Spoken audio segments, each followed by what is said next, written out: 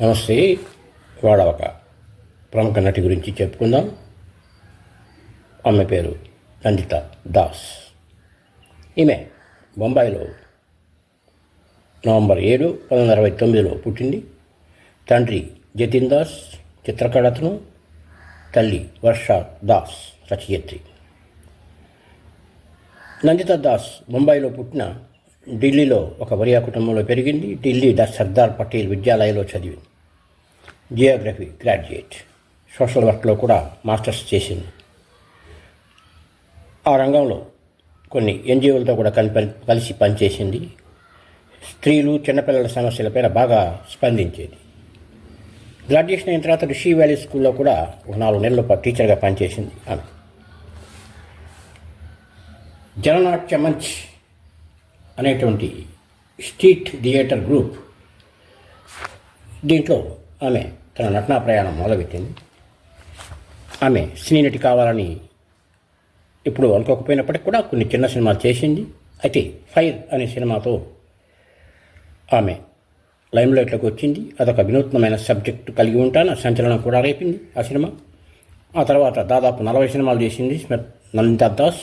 Routine subjects కాకుండా వైవిధ్యంగా ఉండే స్త్రీల సమస్యలు, కథలు ఎంచుకునేదామె. స్మితా పాటిల్తో పోల్చడం ఆమె ఇష్టపడేది కాదు, కానీ స్మిత పోయాక ఈ తరహా ప్యారలల్ సినిమాలు చేసింది మాత్రం నందిత దాస్ కూడా ఉంది. ఆమె హిందీ, ఇంగ్లీష్, బెంగాలీ, మలయాళం, తమిళ్, తెలుగు, ఉర్దూ, మరాఠీ, ఒరియా, కన్నడ ఇలా 10 భాషల్లో సినిమాలు చేసింది. ప్రముఖ దర్శకుడు మృణాల్ సేన్, శ్యామ్ బెనిగల్, ఆలూర్ గోపాలకృష్ణన్, సంతోష్ శవన్, దీపా మెహతా వంటి వారితో పనిచేసిందంటేనే ఆమె మూవీ సెలక్షన్లో ఎంత ప్రత్యేకత కనపరిచిందో కూడా మనకి అర్థమైపోతుంది. వ్యాపార సినిమాకి కాస్త దూరంగానే ఉండేది ఆమె. సినిమాల్లో నటించడమే కాకుండా దర్శకత్వం కూడా చేసింది ఆమె నందిత దాస్. 2008లో తొలిసారిగా ఫిరాక్ అనే సినిమా, ఆ తర్వాత మాంటో అనే సినిమాలకి దర్శకత్వం చేసింది. మాంటో కేన్స్ ఫిల్మ్ ఫెస్టివల్లో, టొరంటో ఫిల్మ్ ఫెస్టివల్లో కూడా పాల్గొంది. ఇండియా గాట్ కలర్ అనే వీడియో కూడా చేసింది ఆమె. అది శరీరం యొక్క రంగు గురించి, వివక్ష గురించి ఆ వీడియో చర్చించింది. ఆమె దర్శకురాలుగా తీసిన 3వ సినిమా జొగాటో. ఇది 2023లో విడుదలైంది.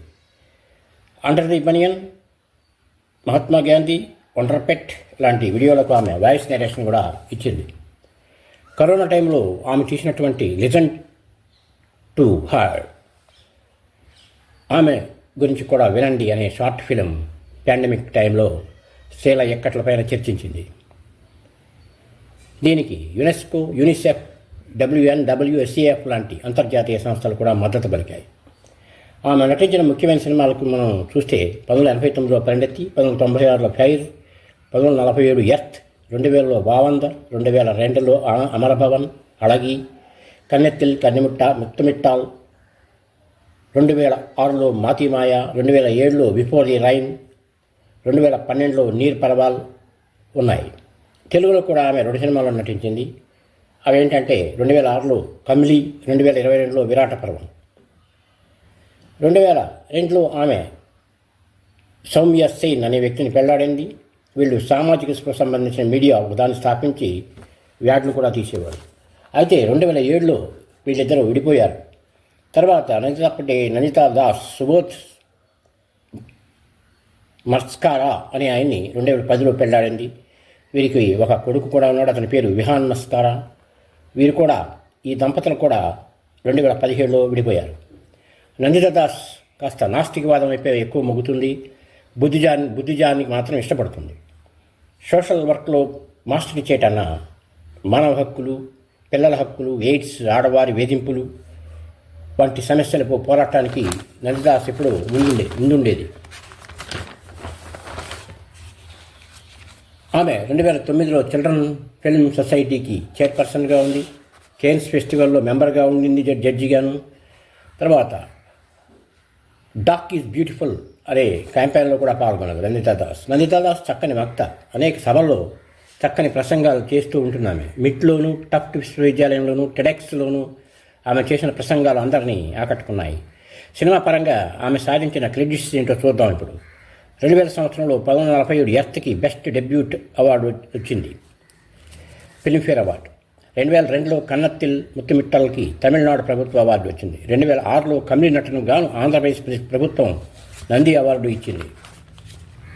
ఇంకా శాంతామోనిక ఫిల్మ్ ఫెస్టివల్ భావందర్కి, Cairo film international film festival అమరభవన్కి, మ్యాడ్రిడ్ ఇంటర్నేషనల్ ఫిల్మ్ ఫెస్టివల్ మాటిమాయికి అవార్డులు ఇచ్చాయి.